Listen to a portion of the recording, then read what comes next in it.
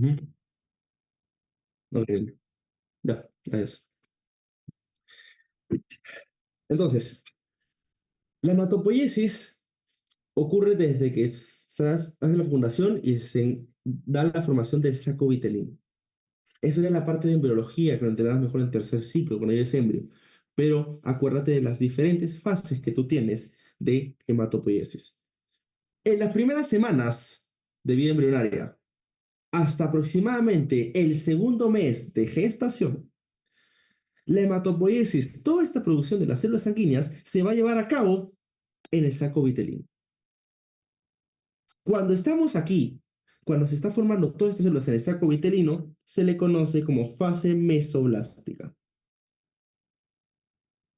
Posterior a ello, a partir, para algunas referencias, desde el segundo hasta el séptimo mes, ¿y por qué digo algunas referencias? Porque otras te plantean una diferencia, te dicen desde el tercer mes hasta el octavo mes aproximadamente, cambia. Ya no se va a formar el saco vitelino.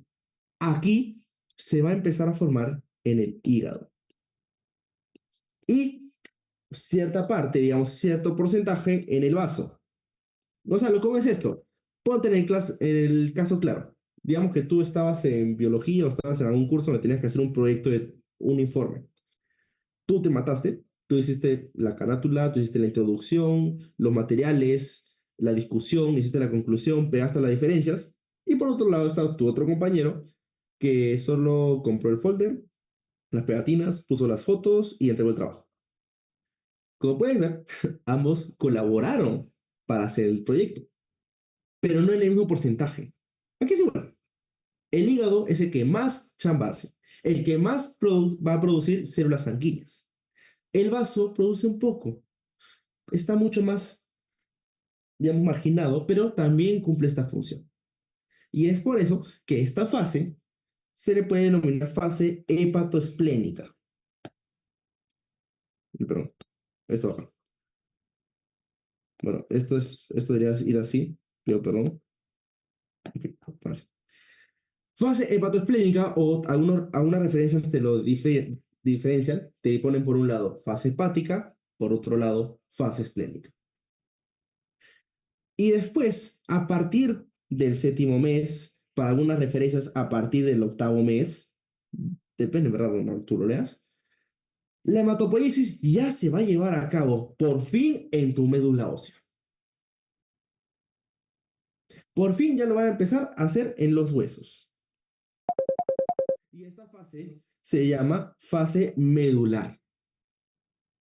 Así que acuérdate, a partir del séptimo mes hacia adelante empieza a cobrar fuerza lo que es la producción en la médula ósea. Y finalmente, para cuando ya nace el bebé, lo único que va a producir células sanguíneas son los huesos. Aquí en esta imagen está recontra bonito, bien explicado la diferencia, cómo va yendo de menos a más. El hígado y el vaso, a partir del sexto, séptimo mes, pierden potencia. No es que se alunen de la noche a la mañana, no es que al día siguiente día, ya sabes qué, no voy a hacer nada más. Así no es.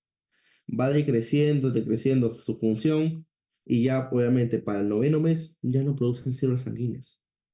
Ya todo lo producen los huesos. Dos diferencias claras acerca de lo que es la fase de la médula ósea.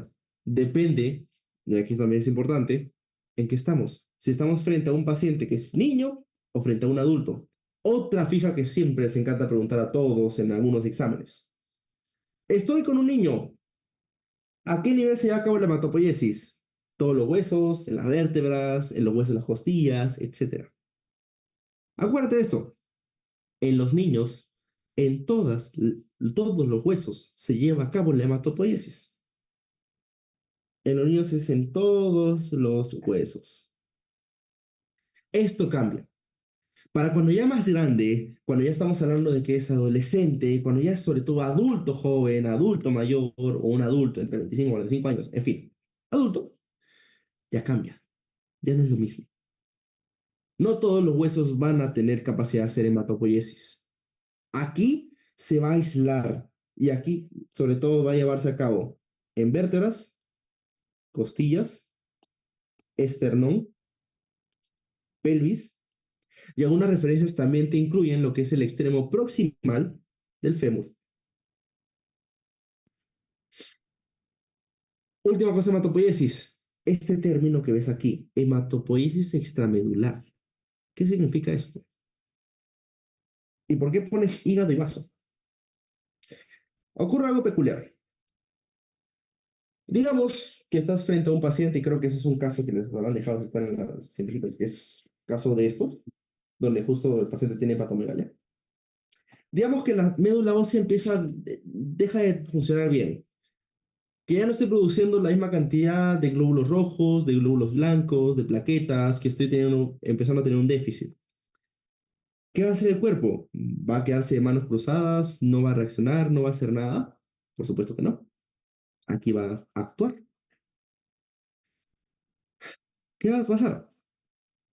El hígado y el vaso van a recuperar su función y van a empezar de nuevo con la producción de células sanguíneas.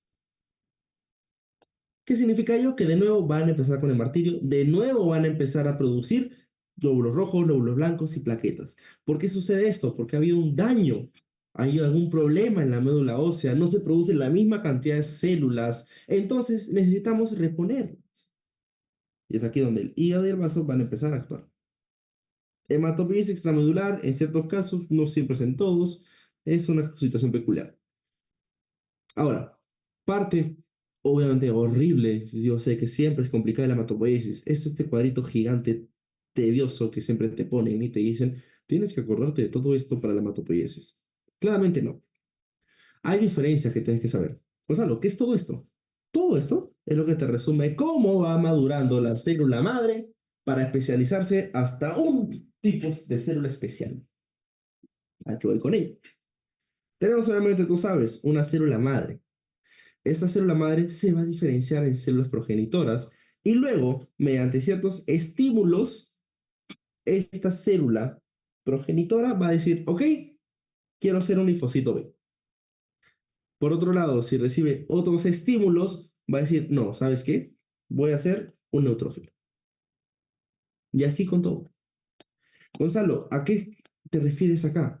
¿Qué son estos estímulos que tú me dices? ¿Qué son estos factores que aquí me van a permitir que esta célula que no sabía qué hacer con su vida decida ser un linfocito o un monocito o un eritrocito? Aquí entran a tallar enzimas, citoquinas y ciertos factores. Interleuquinas importantes. Bueno, citoquinas importantes nos referimos a las que se denominan interleuquinas o también llamadas IL. Y vas a verlas acá. Imagínate que tú estás un día tranquilito en tu cama y no sabes qué hacer, si ir a la playa o ir a estudiar o ir a trabajar o ir tal vez a hacer ejercicio. Depende de quién te llame. Si te llama tu familia, te dice, no sabes qué van a estudiar. Si te llama tu amigo, no sabes qué, vamos conmigo a la playa. Si te llama el otro, vamos a entrenar. Si te llama el otro, vamos a ir a jugar. Depende de quién te llame. Acá es igual. Aquí, en este caso, el que llama, el que toca la puerta, es la interleuquina 7. Si interleuquina 7 actúa, esta célula progenitora multipotencial, que significa que puede diferenciarse aún en cualquier especie, se va a diferenciar en una progenitora linfoide común. ¿Y por qué se llama común? Porque aún en este estadio no sabe exactamente a qué tipo de linfocito ir. Como yo te dije, tienes dos tipos de linfocitos, linfocitos B o linfocitos T. Y tienes, bueno, uno más que es natural killer, pero en fin, lo verás mejor en tu clase de inmunidad. ¿De qué depende? Depende del ambiente, depende a veces también de qué es lo que necesitas en ese momento producir. Depende incluso también de la variabilidad genética que nosotros tenemos. Porque como tú puedes ver, ambas son estimuladas por la misma interleuquina. Entonces aquí repito, para que sea uno u otro, depende de la variabilidad. Un momento.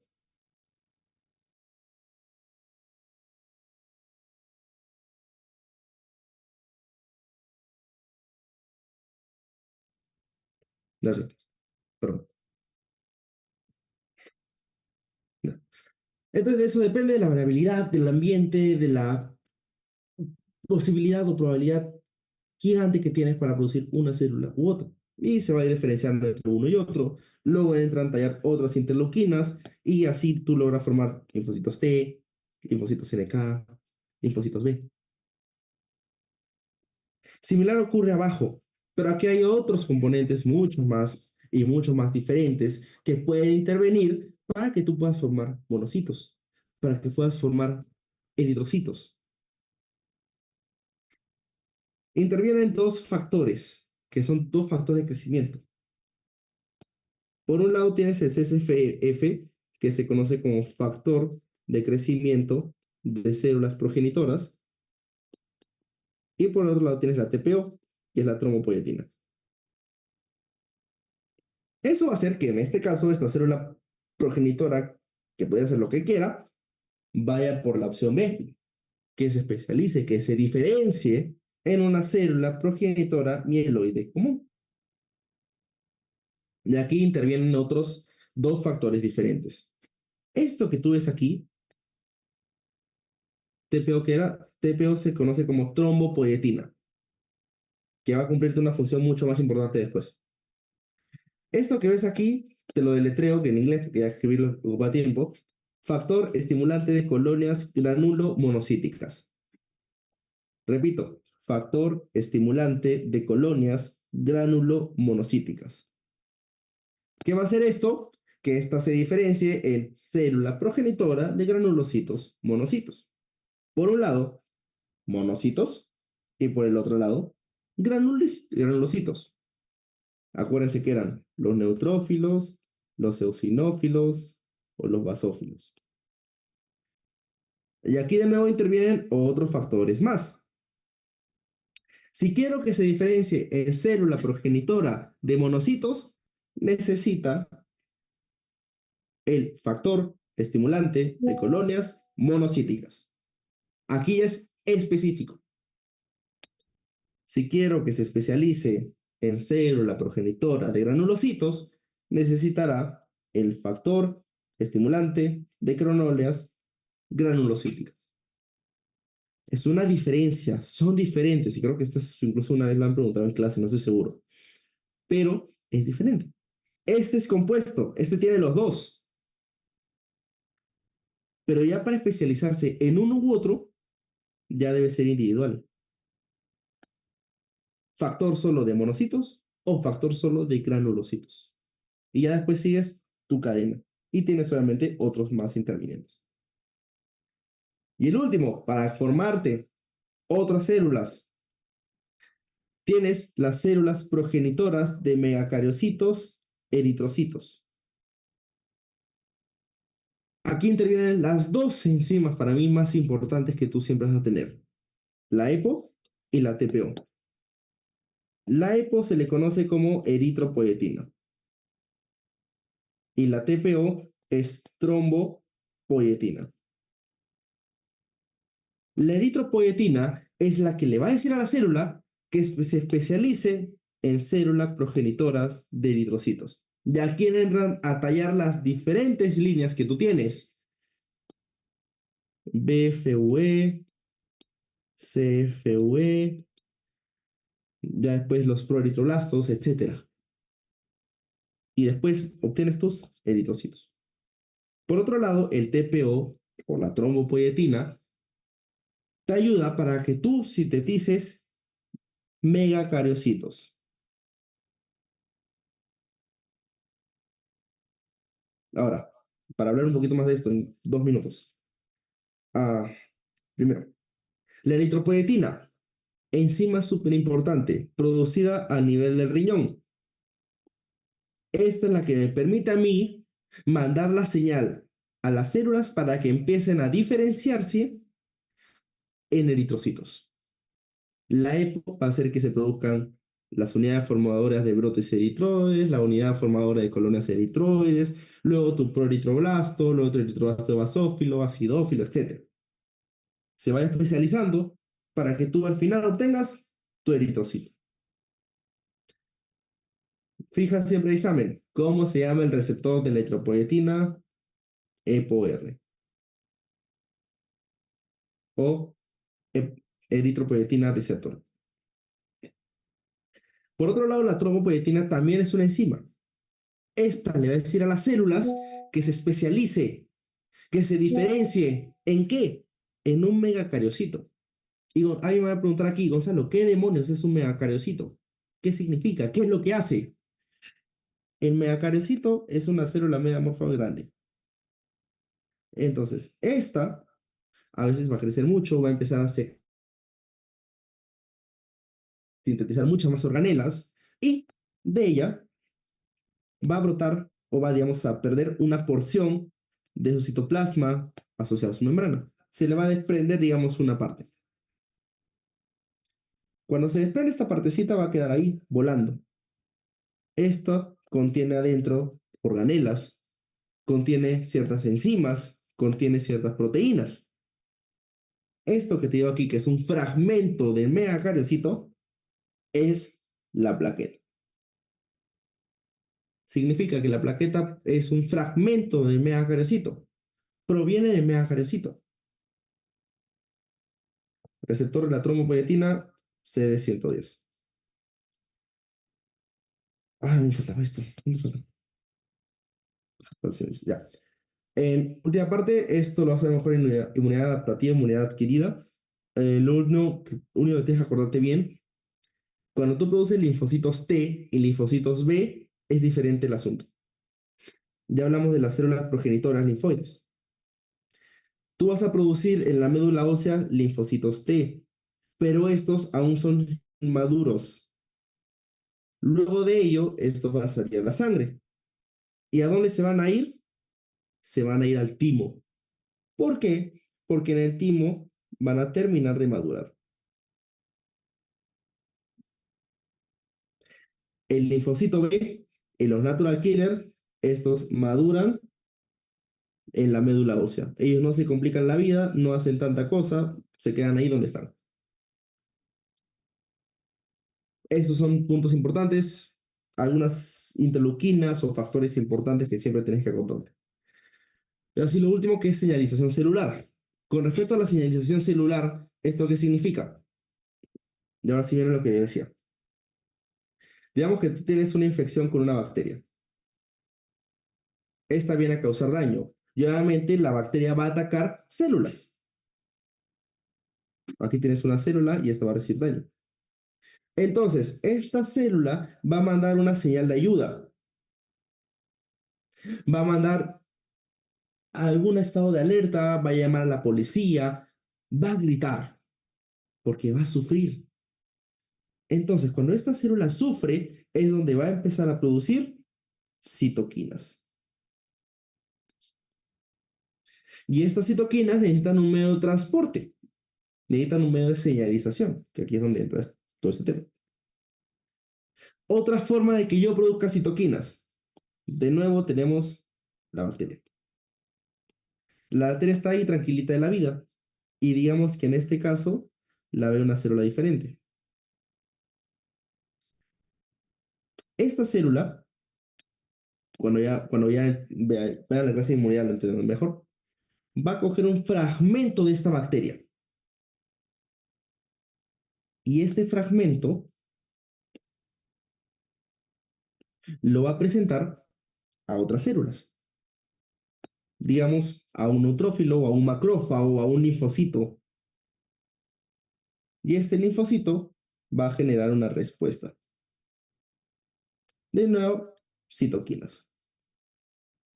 Existen infinidades, diferentes mecanismos para que yo produzca citoquinas y eso es lo que quiero que entiendan.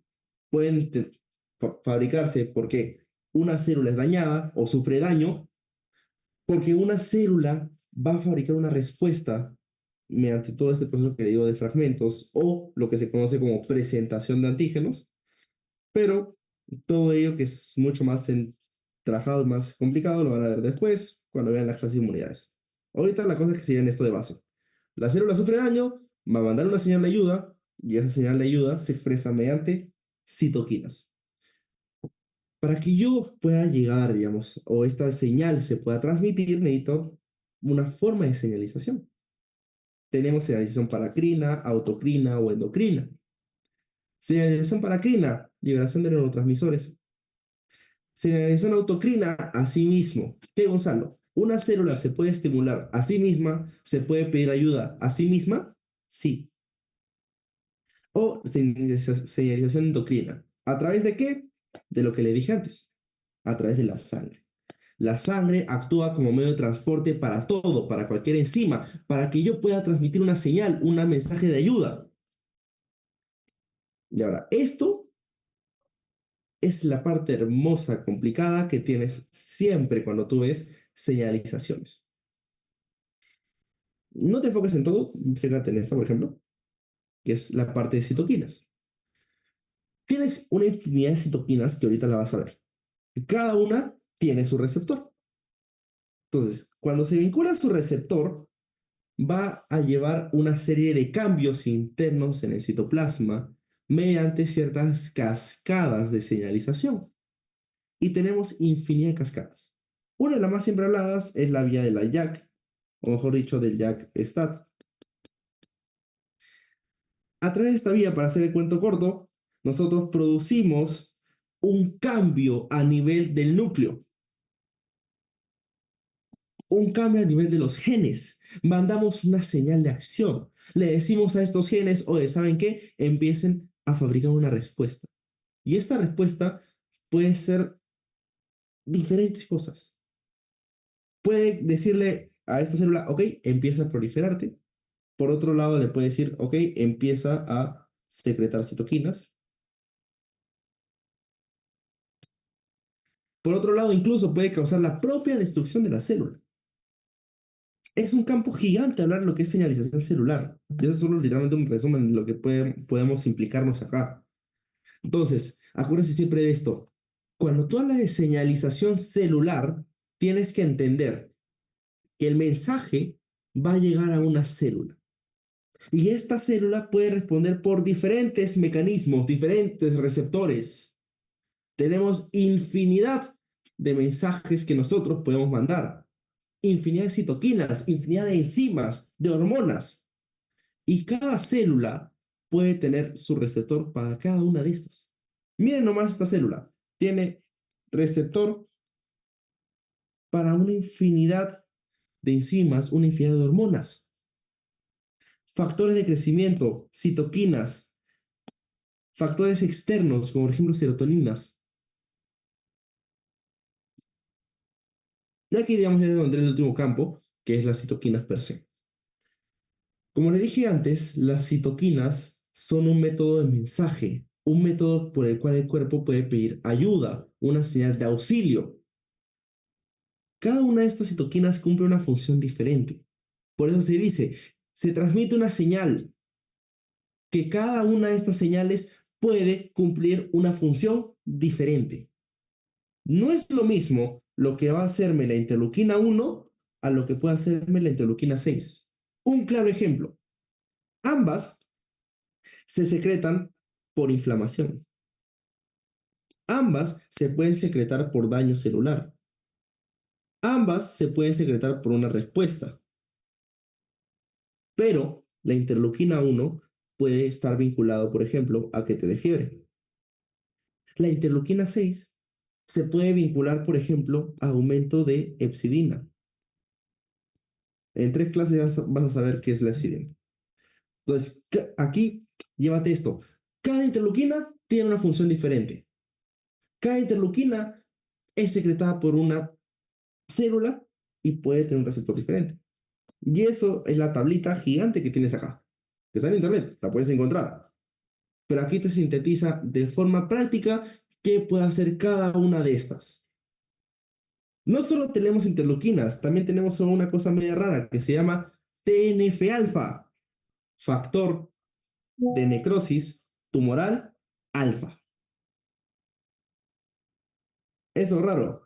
Interferón, alfa, beta o el más hablado, gamma. Cada uno, y este cuadro te lo sintetiza muy bien, tiene una función diferente. Por ejemplo, ¿quién te puede producir la interleuquina 1?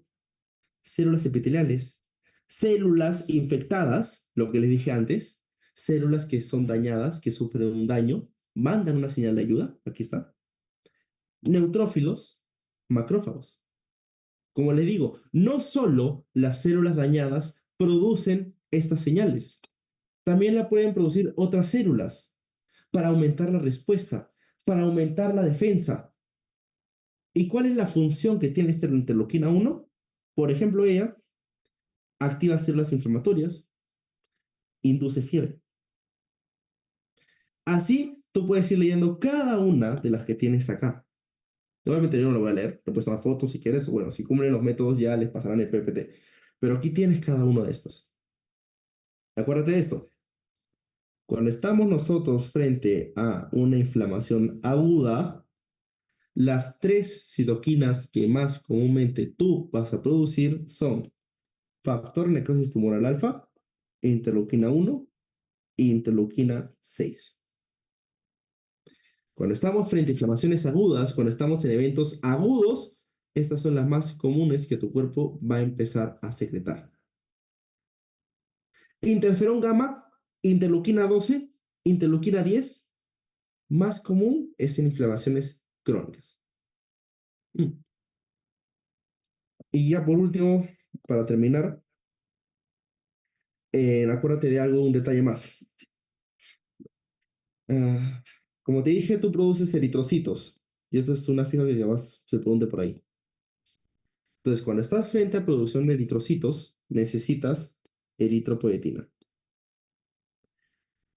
Pero hay una situación importante que la encuentras cuando tú te vas a presentar en altura. Imagínate que tú eres de acá de Lima y vas a viajar a Cusco.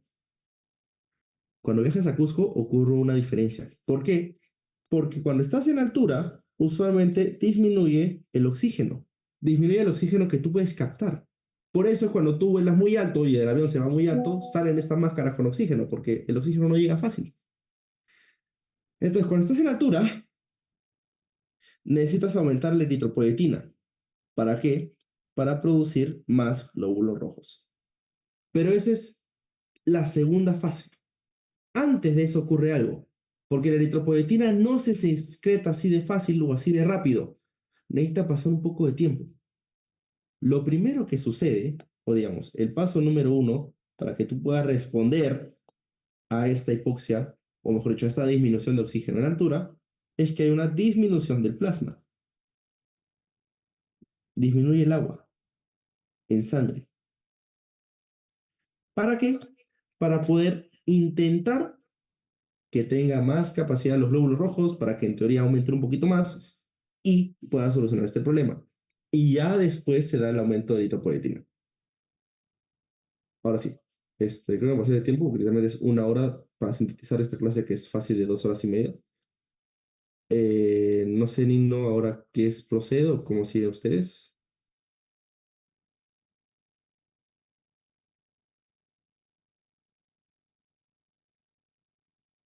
Ujú.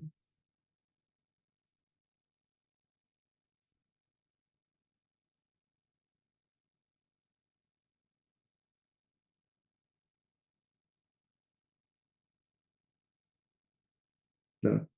Vale, chicos, igual pido perdón por haber corrido y por si faltó bastantes datos, porque esta clase usualmente yo la hago en 2 horas y media o 3, solo que en una hora, bueno, es mucho que sintetizar.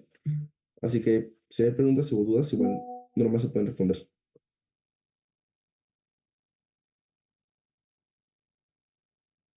Ujú. Me dicen que había un pretest,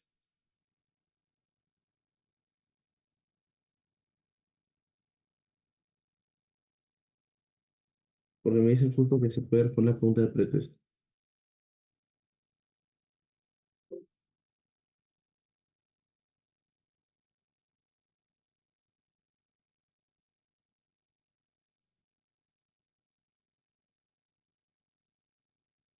Ah, son las mismas preguntas.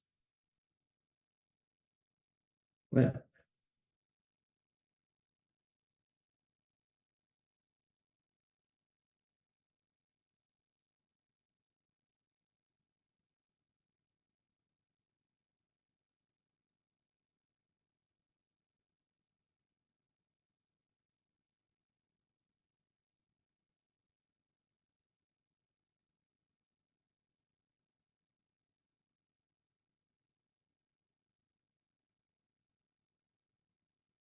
La ferritina, ¿en dónde entraría en la hemoglobina?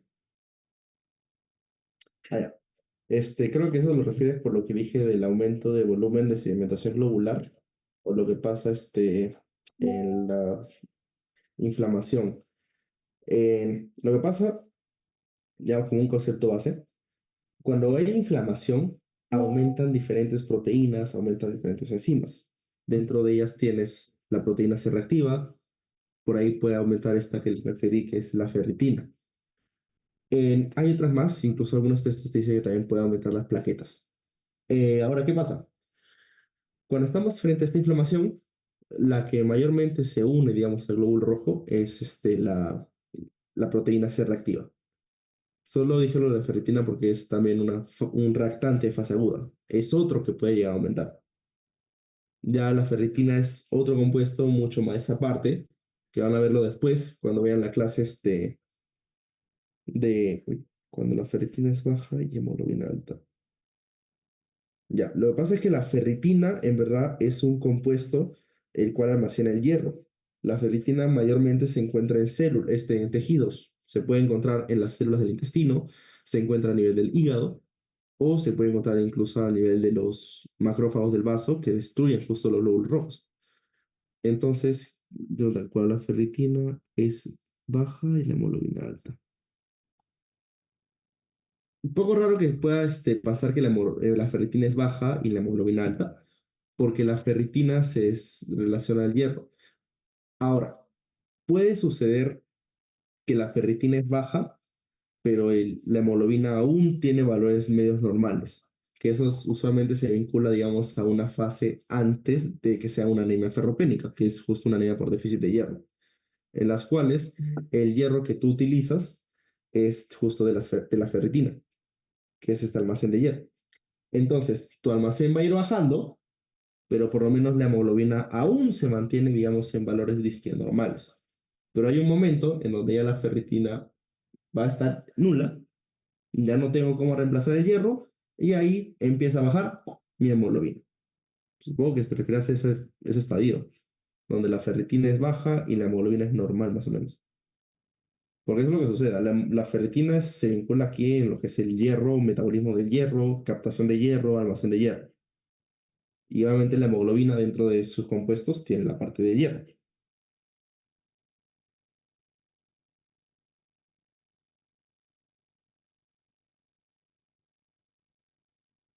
Mm, Ahora, esto no es así, no sé si ya lo mato veces. Ah, ya, eso es la parte de lo que mencioné acerca de la producción de hematopoiesis. Acuérdense como fija, primeras semanas hasta aproximadamente el segundo mes, la hematopoiesis se lleva a cabo en el saco vitelino. Del segundo mes hasta el séptimo, octavo mes, o desde el tercer mes hasta el octavo mes, se lleva a cabo a nivel del hígado. Pero también hay un cierto porcentaje que se puede producir a nivel del vaso. Entonces, en teoría, algunos lo dividen como fase hepática, fase esplénica, otros textos te lo ponen como una fase integral, que es fase hepatoesplénica. Ahora, agregado, hay incluso unos textos que te mencionan que puede haber otras partes más o otros tejidos involucrados a esta producción. Te mencionan los ganglios, incluso te mencionan el timo, pero en fin, eso ya es mucha ciencia. Quédate en la base que siempre se ha usado, que es hígado vaso. Ganglios y timo por ahí lo agregan algunos. Y ya a partir del octavo o noveno mes, bueno, séptimo, octavo, ya empieza a cobrar importancia lo que es la médula ósea per se, que ya es la fase medular.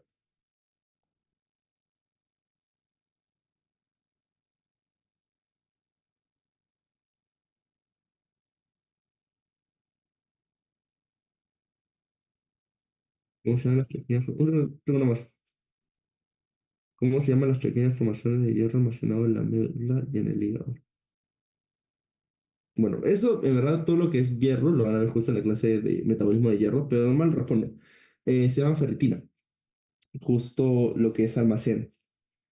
Cuando tú captas el hierro a través del intestino, se puede almacenar ahí mismo, o puede pasar a sangre y luego se almacena en el hígado, o cuando se destruyen los glóbulos rojos, se pueden almacenar en los macrófagos de vaso.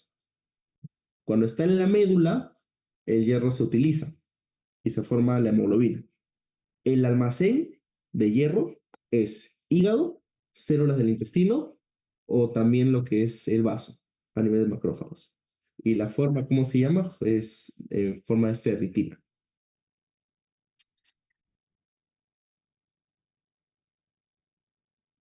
Creo que sí.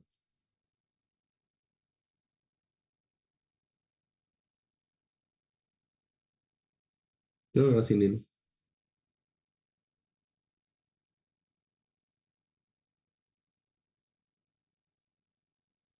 Sí, claro.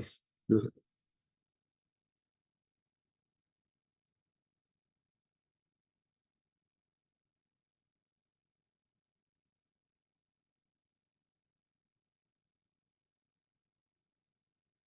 Gracias, Nilo. Bueno, en primer lugar, y como les mencioné al principio, gracias a justo por invitarnos a nosotros como Academia Per se.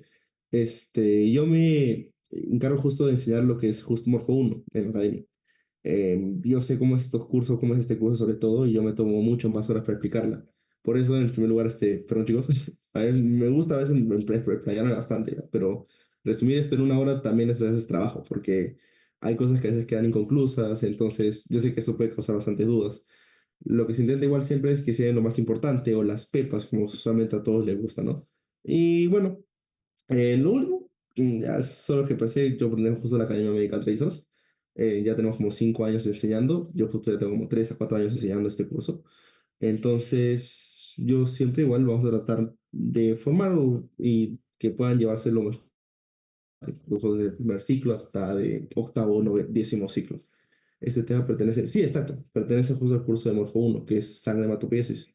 Y todo lo que vamos a ir desarrollando durante estas 2 semanas de clase pertenece justo también a ese curso. Obviamente de forma resumida, porque hay muchas cosas más que explayarse, pero la cosa es la idea a través de estas jornadas y a través de este proyecto que ha organizado justo CPA con CIEMUC Sur con el apoyo de nosotros, es que puedan llevarse lo más importante, que puedan ir igual listos y obviamente que puedan hacer, digamos, un repaso, sino a lo que ya anteriormente han podido estudiar. Esta es justo, digamos, quiénes somos nosotros, estamos desde el 2019. Nuestra misión o visión, que es justo siempre formar mejores médicos o mejores colegas y poder impartirles, digamos, cualquier conocimiento y obviamente siempre estar dispuestos a resolver sus dudas o resolver alguna pregunta, cualquier cosa o cualquier problema, no necesariamente justo en la universidad, también como personal, sin dudas acerca de cómo es la vida universitaria o más adelante. Yo se lo hablo como experiencia como interno de medicina que soy. Entonces, estoy a 3 meses ya de graduarme, así que créeme que la carrera es un poquito larga, bastante, leer mucho, pero la cosa es siempre, digamos, poner buen ánimo, buenas ganas y ir cumpliendo. Y créanme, cuando le digan un doctor, un profesor que les diga lean, créanme que leen leer, les va a servir bastante, porque en ese texto, aún si sean unas míseras 5 páginas, hay bastante información que él siempre va a preguntar. Así que nada, hasta aquí ya sería yo conmigo. A ti, muchas gracias a justo todo el comité que nos ha podido invitar. Voy a volver aquí, fácil que no me equivoco, en 2 clases más. Ya mañana van a seguir justo con mi compañera, ya mañana la van a conocer y así van a ir practicando y obviamente repasando estos cursos y estos temitas semana, bueno, día tras día. Mañana, el martes, luego el jueves y así cada 2 días.